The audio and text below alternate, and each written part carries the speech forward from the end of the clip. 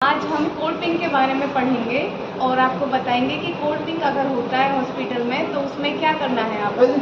तो cold pink जब आपका किसी 12 महीने से छोटा बच्चा, अगर 12 का हो या 1 साल से छोटा बच्चा अगर गुम हो जाए तो उसमें कोल्ड पिंक यूज़ होता है।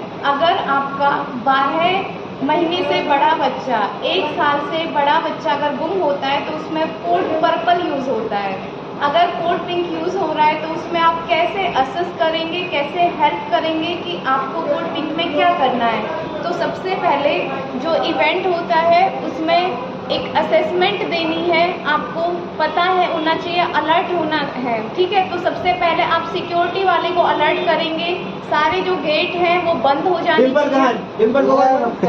और आप जो यूनिट स्टाफ है वो सारे एक जगह इकट्ठे हो जाओ। उसके बाद आप एग्जिट पे जाओ, दरवाजे बंद करो, सीढ़ियों को देखो। उसके बाद एक इमीडिएट यूनिट सर्च तैयार करो। फिर उसके बाद आपको सारे पेशेंट जो हैं उनको इकट्ठा कर लेना है। उसके बाद आपको बोलना है कि आप अपनी फैमिली के साथ ही रहें। उसके बाद आपको जो नर्स है, मैनेजर है, जो मैनेजमेंट देखते हैं, उन सबको नोटिफाई कर देना है कि बच्चा मिसिंग है, कोल्ड पिंक है, तो आपको सर्च में जुट जाना है। उसके बाद आपको एविडेंस कलेक्ट करने हैं।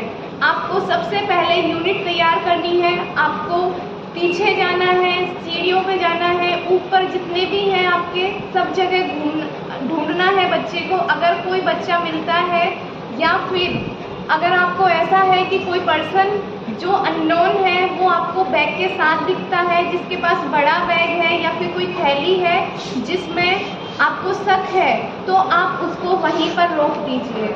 अगर वो मना करता है कि आप ऐसा नहीं करोगे, मुझे मत चेक करिए, तो अगर वो रिफ्यूज़ करता है तो तुरंत सिक्योरिटी वाले को बुला लीजिए।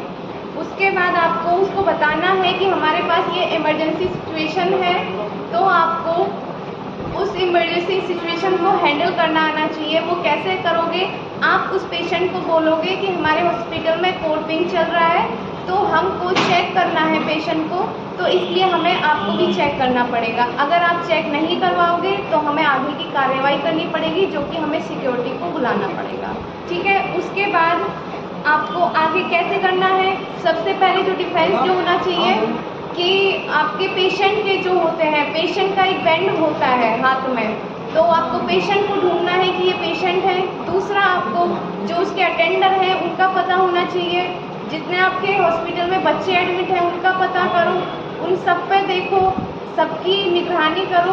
और फिर लास्ट में अगर आपको ऐसा लगता है कि ये इनका बच्चा सुबह आए थे तब नहीं था, अब इन्होंने ज़बरदस्ती ले लिया है, तो आप उसको चेक करो। दूसरा, कभी भी बच्चे को अकेला मत छोड़ो, चाहे वो प्लेग्राउंड है, लॉबी है, कहीं पर भी उस बच्चे को अनअटेंडेड मत छोड़ो। किसी ना किसी को दो, लेकिन नॉन पर्सन को ही दो, अननोन पर्सन को बिल्कुल मत दो, तभी आप उसको सेफ रख सकते हैं। Thank you for listening.